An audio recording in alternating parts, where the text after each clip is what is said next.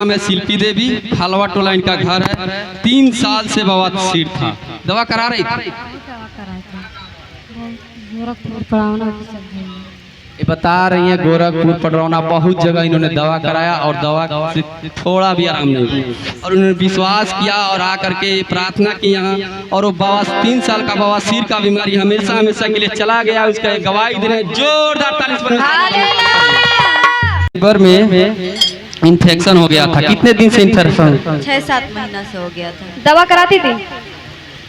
पडरौना दवा हुआ था, दर्द नहीं हो रहा था, मुंह मेरी पाला पाला सा हो जा रहा था बस इतना ही।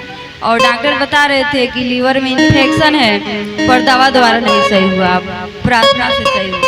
बता रही हैं कि लीवर में इन्फेक्शन था और इन्होंने बहुत जगह दवा कराया, दवा से थोड़ा भी आराम नहीं मिला और इनका विश्वास था परमेश्वर पे। इन्होंने प्रार्थना किया और परमेश्वर का अनुग्रह हुआ। वो लीवर इन्फेक्शन हमेशा हमेशा के लिए ठीक हो चुका है। उसका गवाही देने जोरदार ताली से परमेश्वर का धन्यवाद।